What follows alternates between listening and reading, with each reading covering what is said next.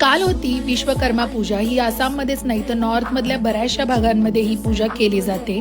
या पूजेचा मेन उद्देश असा आहे की आपल्या घरातले सर्व काही हत्यारं, वस्तू, इलेक्ट्रॉनिक वस्तू, गाड्या यांची सर्वांची पूजा काल केली जाते। विश्वकर्मा पूजा ही देव शिल्पकार भगवान विश्वकर्मा यांना अर्पण केलेली असते। भगवान विश्वकर्मा यांना जगाचे शिल्पकार, देवालयांचे व दिव्य अस्त्रांचे निर्माता मानले जाते।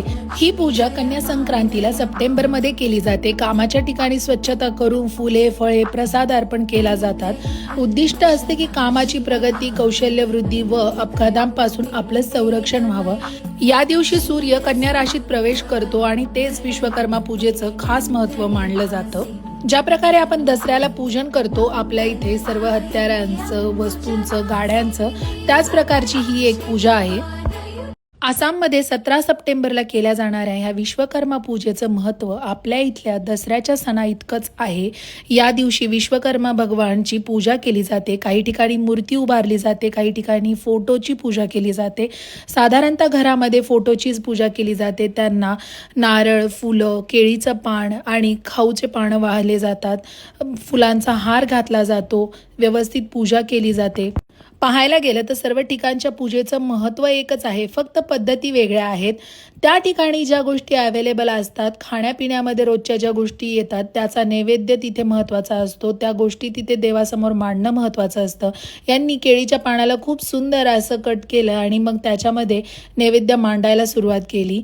केळीचं पान कट करताच मी म्हणाले की आम्हाला तर यूट्यूब बघावं लागेल एवढं सुंदर असं कट करण्यासाठी। प्रत्येक ठिकाणी ज्या वस्तू खाल्ल्या जातात आणि ज्याचं महत्त्व आहे त्याचाच नैवेद्य आपण नेहमी देवाला दाखवतो।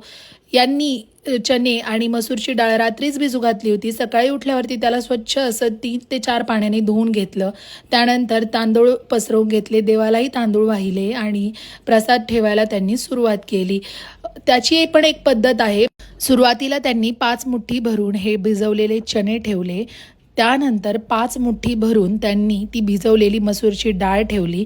यांच्या इथे प्रसादामध्ये फ्रूट्सही ठेवले जातात। त्या फ्रूट्स ठेवण्याची सुद्धा, फळं ठेवण्याची सुद्धा एक पद्धत आहे।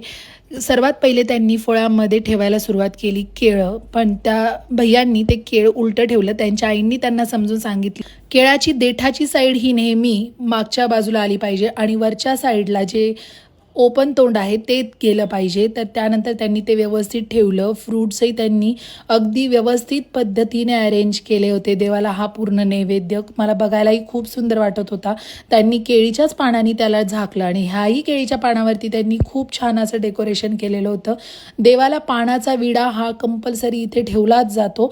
त्याला इथे तांबूल म्हणलं जातं आसाममध्ये। नंतर सुंदर अशी जास्वंदाची फुलं ठेवली। ही फुलंही त्यांच्या दारातलीच असतात। मोस्टली हे लोक त्यांच्या अंगणामध्ये भरपूर असं धान्य वगैरे उगवतात, तेच धान्य ते देवाला वाहायचा प्रयत्न करतात आणि लगभग तेच वाहिलं जातं। पण ज्या गोष्टी नाही मिळत त्या आणल्या जातात मार्केटमधून, पण जास्त करून स्वतःच्या घरात उगवलेलं धान्य ठेवणं त्यांच्यासाठी ते तेव्हा दिवशी महत्त्वाचं असतं। पाहायला गेलं तर सर्व पद्धती सेम आहेत, पण थोडाफार प्रत्येक ठिकाणी फरक आहे।